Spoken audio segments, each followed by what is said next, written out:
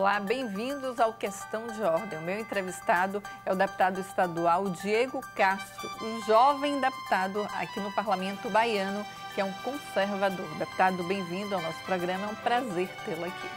Obrigado, Fernanda. Obrigado a todos que nos assistem. Uma boa tarde, né? Boa noite para quem está assistindo de noite, bom dia para quem esteja nos assistindo de dia. É uma honra sempre estar aqui. Deputado, o senhor, eu vi em uma entrevista do senhor dizendo que o conservadorismo tem crescido aqui no estado baiano. Mas a gente, analisando os dados, né? A Bahia é um estado lulista. Acho que mais que petista ainda. A Bahia é um estado lulista. Lula obteve 72,12% na votação, na última votação aqui no estado para presidente da República. O ex-presidente Jair Bolsonaro, 27,88%, ou seja, quase 28%. Proporcionalmente, obviamente, Lula tem muito mais força. E aí, quando eu vi o senhor dizendo que o conservadorismo tem crescido na Bahia, como é que o senhor acha isso? Por que esse posicionamento, já que os números falam também que a Bahia é um pouco lulista, né? Bom, essa é uma análise que a gente faz com bastante cuidado, né? Quando eu digo que o conservadorismo tem crescido na Bahia, é que a gente tem notado, sim, né, uma oposição muito mais ideológica, filosófica, como gostamos de chamar, do que puramente política partidária, né? A gente viu nessa eleição que se polarizou mais uma disputa entre entre o Lula de esquerda e o Bolsonaro de direita, do que simplesmente o candidato que representa o PT e o PL, o 22 e o 13, né? Então a gente via aqui por trás disso, havia ali uma assimilação em relação dos princípios em que aquelas candidaturas carregavam, né? Por exemplo, a gente viu muito do nosso lado, dentro do interior do estado, muitas pessoas se dizendo que votaria no Jair Messias Bolsonaro, porque é um candidato que defende os princípios da liberdade, que preza pelas famílias, que defende a fé cristã, que defende o direito de propriedade, valores antagônicos a os da esquerda, né? O que o candidato que, lamentavelmente, venceu as eleições aí, né? Pelo menos do ponto de vista formal, ele carregava. Então, há anos atrás, quem milita, eu mesmo que já há mais de 10 anos milito dentro aí dos bastidores políticos e andei muito essa Bahia, né? A gente percebe que está havendo uma maturação do nosso público correlacionando-se a esse tipo de visão, a esse tipo de pensamento, né? Antes as pessoas não sequer sabiam o que era direita e esquerda. Hoje a gente vê muito isso no interior do estado e, consequentemente, a gente vê uma gama de pessoas grandiosas se assumindo conservadoras, né? Com aquela preocupação em ter essa questão do conhecimento, do que é a filosofia conservadora, né? Como é que isso influencia do ponto de vista prático na vida delas, né? E os valores que cada político que pretende a se lançar, ele aí carregará, né? Ele levará como bandeira. Na eleição presidencial, né, se a gente analisar, a gente teve um crescimento tímido, mas foi um pequeno crescimento. O presidente Bolsonaro cresceu um pouco em relação à última eleição aqui no nosso estado, né? Mas a gente vê isso refletindo nas candidaturas do Legislativo. A gente viu aí um número grande de candidatos de direita. Conseguimos eleger, de fato, 2 candidatos assumidamente de direita conservadora nessa legislatura, né? E o partido PL, que fez 4 deputados, né? Acho que foi a maior bancada do PL desde a época desde a sua história, né? De 85 para cá, é inegável isso. Então, a gente percebe nesse crescimento. Estamos num estado que, do ponto de vista político-ideológico, né, do contexto, né, aí de espectro político, o peso do PT e da esquerda ainda é muito grande, né? É o estado onde está aqui, eu digo sempre, a central política, filosófica e ideológica deles, né? Os que eu posso dizer expoentes deles, da esquerda, saem daqui, né? Então, a gente, de todos os estados no Brasil, a gente tem a maior dificuldade em relação a essa questão de peleja por espaços políticos, mas a gente vem assimilando esse crescimento, ainda que em um ritmo, eu não digo que bem célere, mas em um ritmo ali prudente e gradual, né? Isso é o mais importante. Deputado, como é ser oposição aqui dentro do parlamento baiano? Já que, obviamente, a maioria é governista, o senhor que é um deputado oposicionista, ferrenho, crítico, duro, usa muito a tribuna aqui na casa e muitas vezes até certo embates com alguns legisladores, né? Como o senhor se sente sendo um oposicionista aqui dentro da casa?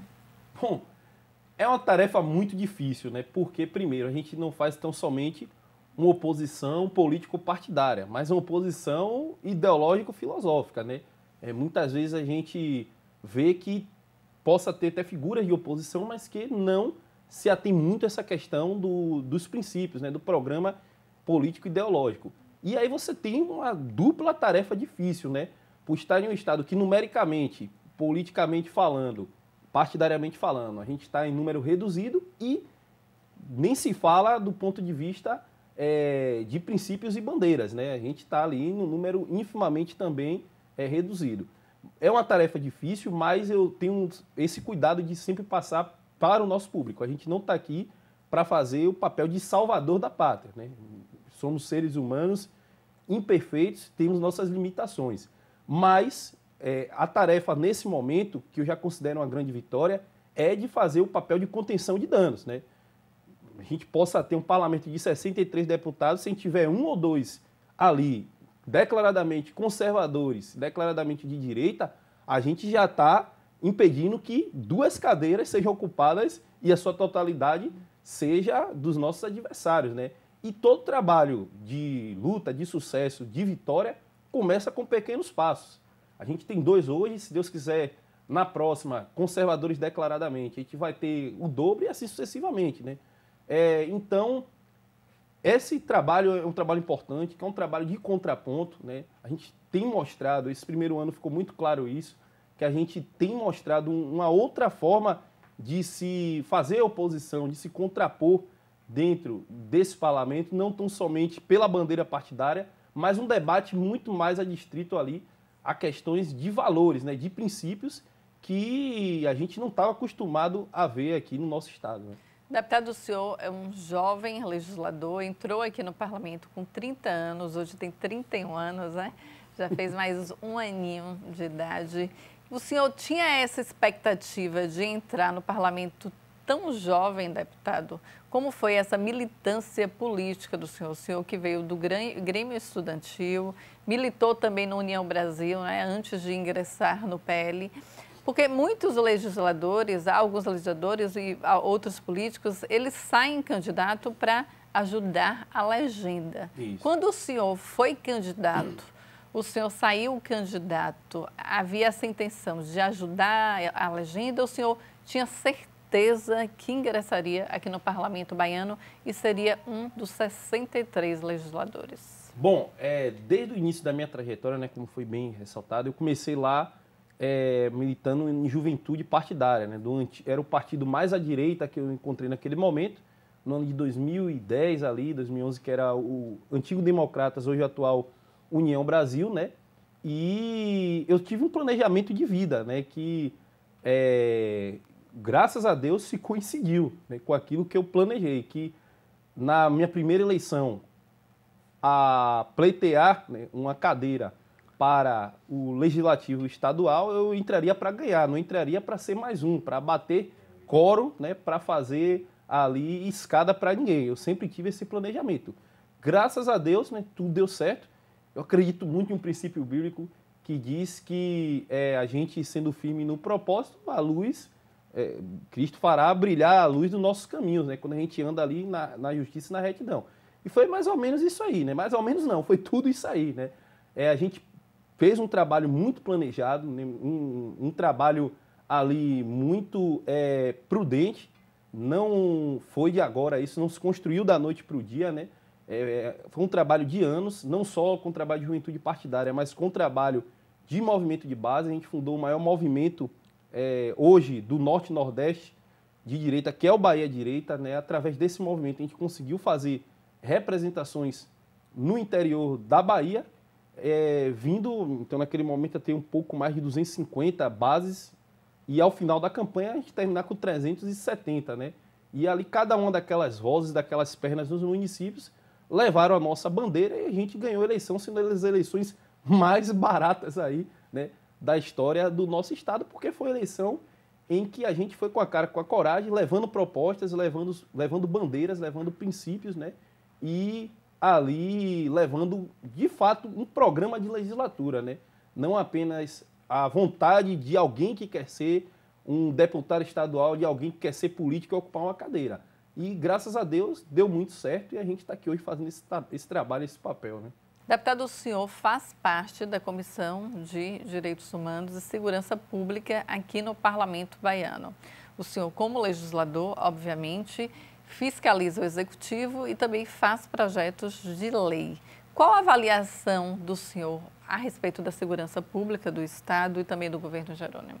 Olha, a segurança pública da Bahia está um caos, né? Eu não tenho outra avaliação a ser feita. O governo está aí, teve uma nova oportunidade, eu digo essa linha de governo, né, que está há 17 anos no Estado, renovou seu terceiro governador, teve uma nova oportunidade de mostrar para que veio, mas até agora não mostrou. Embora eu tenho que reconhecer, como eu digo, não sou uma oposição irracional.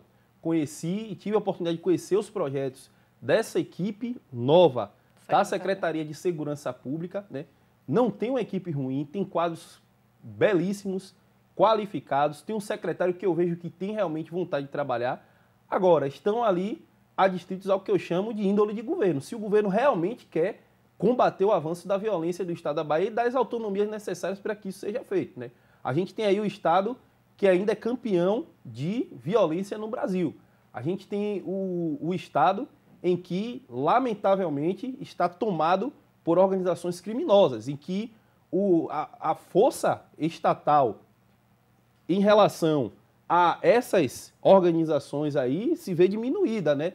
Um Estado onde temos as piores remunerações, as piores não, a pior remuneração de policiais do Brasil, né? Temos um Estado que tem uma polícia militar briosa, honrosa, uma polícia militar aguerrida, mas que não está tendo a sua verdadeira valorização. O governo teve a oportunidade de se redimir na casa nesse ano, onde deveria ali ter uma assimilação desse déficit que ele tem com a segurança pública e com os profissionais e mandou um aumento pífio de 4%. Né? A gente brigou para que fosse equivalida à média nacional de 10%, mas o governo bateu o pé e aprovou aqui com sua maioria os 4%, que não recupera metade da metade da defasagem inflacionária que tem os salários dos agentes de segurança pública da Bahia, que é de 54% ao longo dos últimos 8 anos. Né? Eu faço sempre o comparativo, até o ano de 2007, um ano antes do PT assumir o governo do Estado da Bahia, a Bahia sequer figurava entre os 20 estados mais inseguros do Brasil. Éramos um dos 7 mais seguros, né? Depois que o PT assumiu o poder, até o dado presente ano, né, nós temos o estado mais inseguro do Brasil. A gente conseguiu superar o Rio de Janeiro, pasme, né, nesse ponto, em mortes e homicídios absolutos. Né. Isso reflete uma política aí de leniência com a criminalidade, essa é a verdade, uma política de desvalorização com os profissionais da segurança pública.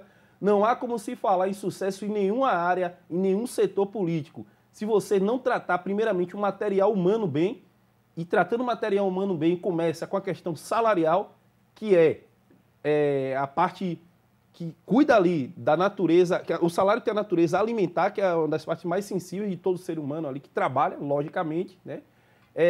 Também, se falando em relação à valorização quanto o ser humano do policial, né? Enxergar o policial como ser humano, aí eu falo do Código de Ética e Disciplina. Temos uma legislação federal que desde o ano de 2019, né, aprovada pelo nosso presidente, ela incumbiu que os estados tivessem ali códigos de ética e disciplina apartados das legislações gerais ali, das leis gerais que criam as polícias militares, do Estatuto da Polícia Militar de cada um dos estados, respectivamente. E o nosso estado ali, dentro de um ano que, como a lei previa para isso ser feito, não se adequou ainda a essa realidade. Como a lei exigiu, né, trazendo um código de ética e disciplina mais humano, que respeite princípios como o contraditório, a ampla defesa, garantias constitucionais, né? Como ali o duplo grau de jurisdição, por exemplo, né? Dignidade da pessoa humana que aí abarca tudo isso, né? De maneira geral, e a gente está travado. E o código que se está pensando em passar e em ser aprovado é um que vai na contramão de tudo isso, né? Dentre tantos outros fatores que são só elementos que a gente nota o quão grande é o desdém aí desse governo para com a segurança pública. Se quiser realmente mostrar que está do lado dos agentes da segurança pública e que quer uma segurança pública de qualidade, tem que mudar essa postura aí na contramão aí desses fatos lamentáveis. Ainda tem 3 anos para se redimir, né? Vamos ver daqui para lá o que é que o governador tem a apresentar nesse sentido. Deputado, qual avaliação, qual balanço o senhor faz deste 1 ano de mandato do senhor? Mas o senhor vai responder após um breve intervalo.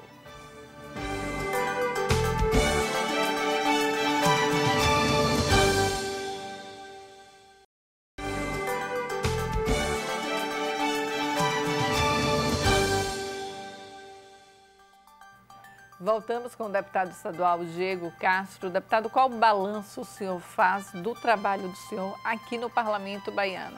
Em relação a projetos de lei, a discursos no plenário da Casa, a relação também com os legisladores, os 62 legisladores, eu queria que o senhor fizesse esse apanhado.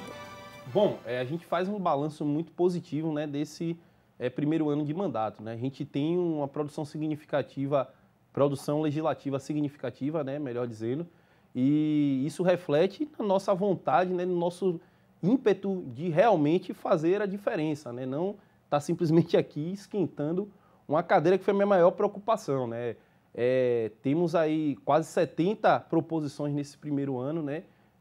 E projetos de lei, não só ali adstritos a áreas correlacionadas às prioridades que estabelecemos antes mesmo de entrar, né, no mandato, do planejamento que fizemos, mas também áreas que a gente julga importantíssimas aí em linhas gerais, né? Como, por exemplo, além da segurança pública, a gente tem projetos voltados para saúde, para educação, né? Projetos que têm ali uma preocupação com a questão econômica do nosso estado, né? Posso destacar aqui, respectivamente, o programa de voucher estudantil na educação, para prestigiar os melhores alunos com os melhores desempenhos, né? As parcerias público-privadas para as escolas públicas, que ali se permitam que elas sejam geridas por entes privados com total capacidade para que escolas importantes do nosso estado, que atendem determinadas demandas ali estratégicas, elas não sejam esvaziadas, né? Não sejam ali, não tenham ali um encerramento das suas atividades, né? Com grandiosas estruturas. Destaco também a lei de liberdade econômica que a gente propôs para o nosso estado, que é o marco da liberdade econômica, que dentro do estudo prevê que a Bahia, sendo aprovada, né, a Bahia ande 50 anos no ambiente de negócios, né? Foi um trabalho feito com especialistas do setor e que a gente espera que entre em discussão o mais rápido possível, né? E para a segurança pública, que foi a grande maioria dos nossos projetos, né? Nosso carro-chefe, por entender que é a área mais sensível hoje do nosso estado. E aí passa por projetos de valorização ao policial militar, como eu disse, a preocupação com o material humano, né? Desde a sua qualificação, como a ideia da Universidade da PM, que já está na mesa do governador, né? Então depende agora dele, para que seja acolhido e devolvido para casa. O piso de eventos, que é uma vergonha que o policial recebe hoje em relação a eventos, programa de saúde mental para os policiais militares, dentre tantos outros projetos que, se a gente for parar para falar aqui de tudo, não vai dar tempo, né?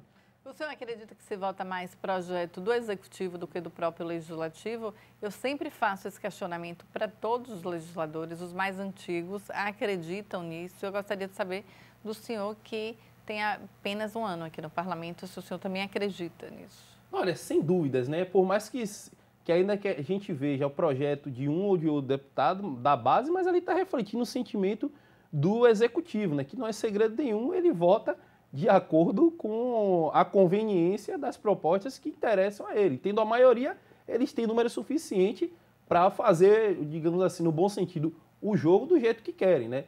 E o que eu me preocupo muito é com a questão de prioridades, né?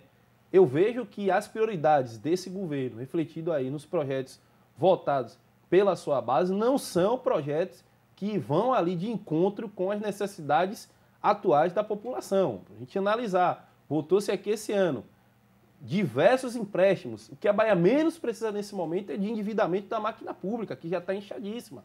Votou-se aqui aumento de ICMS, né? Mais 1,5%, que vai refletir no final das contas do consumidor, daquele que mais precisa, né? É o que menos a gente está precisando hoje do Estado, que já tem uma das maiores cargas tributárias do Brasil. A gente vai ter o maior ICMS hoje do país, 20,5%, né? O que é lamentável, né? De fato aí estarrecedor, né? Votou-se aí eu relaciono a segurança pública, que é a área mais sensível que temos hoje no estado da Bahia, uma majoração salarial pífia, como eu falei anteriormente, de 4%, sendo que a média nacional era de 9% e 10%, né? E não repôs, como eu digo, a repetição é didática para o aprendizado, e falo novamente, metade da defasagem inflacionária que os salários vêm aí sofrendo desde o ano de 2015. Então, se a gente analisar, né, tem se voltado essas matérias, sim, de interesse do governo na sua grande parte, ainda que sejam proposições de deputados, né, mas com a sua maioria é matemática, né, e é o jogo do sistema político, né. O governo aqui aprova as matérias, sim, de seu interesse na sua grande maioria, né, refletidas aí na maioria das vezes por sua base parlamentar. Deputado, vamos falar a respeito de eleições 2024. Está circulando na imprensa aqui em Feira de Santana o candidato talvez seja o deputado federal Capitão Alder, o candidato do PL a prefeito de Feira de Santana, e o senhor como vice-prefeito também na mesma chapa. E algo interessante é que tanto o deputado federal do PL, o Capitão Alder, é do PL e o senhor também é do PL, os dois do mesmo partido, uma chapa puro sangue. O senhor acha interessante uma chapa puro sangue ali em Feira de Santana, deputado? Sim, eu vejo extremamente interessante, né? Primeiro, porque uma grande parcela do nosso eleitorado, né, são eles que dão os nortes aos quais seguiremos, né? Clama por isso, né? Escutei muito, melhor dizendo, durante as minhas visitações, né, que a gente precisa proteger, em primeiro lugar, o resultado das urnas em que o nosso presidente teve no ano de 2022, né, em Feira de Santana, que foi significativo, foi uma média maior até que percebeu no estado e até mesmo nas grandes cidades onde esperava um desempenho maior, né, como por exemplo Salvador, né, e é uma cidade extremamente estratégica do ponto de vista político, né, e, claro, em determinados outros aspectos, mas como a gente está falando aqui, articulação política do ponto de vista político para o nosso Estado. E se analisando isso, com essa votação que a gente teve, a única maneira de não ter uma fuga de votos para outros adversários é que a gente apresente um projeto puramente conservador para a cidade, que não significa tão somente candidaturas, né, mas também em propostas, né? A gente quer uma cidade com um índice de liberdade econômica maior. Em nossos quadros do nosso partido, né, nós temos a total condição de apresentar isso, né? É o nosso know-how. Nós precisamos de uma cidade em que a prefeitura faça a sua parte ali no que tange a segurança pública, embora seja dever do Estado, mas a gente vê com a escalada de violência crescendo, né, uma necessidade da prefeitura se chegar muito mais próximo desse trabalho, no mínimo possível, né? Nós temos aí essa visão para apresentar. E, claro, uma chapa puro sangue nesse sentido, dado o resultado eleitoral, o recall da última eleição geral, a tendência é que se concentre um número maior de votos, né, nesse projeto e a gente possa, sem dúvida, chegar aí a uma disputa até mesmo de segundo turno com chances reais de vitória. Que a gente está sendo realista, é um cenário difícil, né? Mas que a gente, se a gente montar uma estratégia prudente, uma estratégia aí inteligente, a gente consegue sim ter um desempenho satisfatório e por que não falar em uma chance real de vitória. Então, é um projeto que vem muito mais do clamor das bases, né? Aí, nossas lá da direita local na cidade, que tem crescido muito, e claro, a gente está em avaliação, conversando com os outras, vamos dizer assim, que figuras importantes desse processo, né, de elementos aí importantes dessa composição política, sem vaidade nenhuma, deixo bem claro, né, a gente vai para onde o nosso público direcionar, claro, fazendo nosso papel de liderança, de apontar os melhores caminhos e traduzir aí no final das contas para o que for melhor para a direita de Feira de Santana e, consequentemente, para a cidade. Né? Deputado, e aqui em Salvador, qual o posicionamento do PL? Tem algo interessante no PL, que o PL é o partido do ex-presidente da República, Jair Bolsonaro. O atual presidente é João Roma, não é isso? Isso. Que foi ex-candidato a governador do estado. E o PL, ele fez 4 legisladores aqui dentro do parlamento. E 2 legisladores que são bem conservadores e os outros 2 legisladores que estão mais próximos do governo, né? Como é a relação desses parlamentares em reuniões, deputado? Acho que fica todo mundo curioso para saber, né? Porque até o conservador e os governistas juntos dentro do partido que é conservador, né? Bom, a relação, embora a gente tenha, claro, as convicções de posicionamento de cada um, né, que a gente respeita, mas a relação interpessoal é maravilhosa, né? A gente, embora possamos, dentro de um espectro político, estar em posições distintas, mas a gente não pode fazer inimizade pessoal com ninguém por conta disso, até mesmo porque estamos dentro de uma mesma agremiação, né? E isso é até mesmo um trabalho aí de inteligência política, né? Porque a gente estando em uma minoria reduzida em um parlamento, o que a gente menos quer é indisposições pessoais. Agora, claro, se em algum momento isso venha a ser prejudicado pelo levantamento das nossas bandeiras, né, que é algo que eu digo particularmente, jamais abrirei mão, né, aí a gente só vai poder lamentar. Mas graças a Deus não tem ocorrido isso, né? A gente está tendo uma compreensão muito grande nesse sentido, né? Embora, como foi falado aqui, tenha essa, vamos dizer que divisão aí dentro do espectro político de bancadas no nosso parlamento, mas a relação interpessoal é muito saudável, graças a Deus. Né? O senhor acha que o PL lançará candidato aqui em Salvador, como fez ao governo do estado? Porque o João Roma, ele atrapalhou o ex-prefeito Assemineto, que era candidato ao governo do estado, né? A gente analisando a votação de João Roma e de Assemineto, acho que se fizesse os 2 juntos, dava uma votação bem mais expressiva para Assemineto, né? Eu sempre disse, desde os meus comentários políticos, que João Roma iria tirar o voto de Assemineto, aquele voto mais conservador. Qual a opinião do senhor? O senhor acha que o PL vai ter candidato aqui em Salvador? Olha, perfeito. Nosso partido ele tem sustentado até o presente momento as pré-candidaturas, né? E encabeçado aí pelo o presidente do nosso partido, que é o João Roma. Mas a gente vê um caminho de um entendimento para uma possível composição com o atual prefeito da cidade, porque a gente analisa que é o projeto, primeiro ponto, o nosso principal foco é evitar que os governos estaduais, o governo estadual, federal e a prefeitura da nossa capital estejam na mão dos nossos adversários, do PT, né? da esquerda. Né? É a nossa primeira prioridade, né? De evitar que isso venha acontecer, que vai ser catastrófico. Né? Salvador, que nunca foi governada, ou melhor dizendo, foi governada há muitos anos atrás pela esquerda, né? E a gente viu no que deu, mas com o PT com peso de influência do tamanho que vai ter vindo a governar agora, a gente enxerga que vai ser extremamente catastrófico. Então, dada essa prioridade, a gente tem buscado ver de que maneira esse risco pode ser evitado. Né? Então, está tendo conversações, sim, com a atual gestão para uma possível composição, eu digo que está indo muito bem nesse sentido. E qual é a nossa válvula, digamos assim, de decisão, né?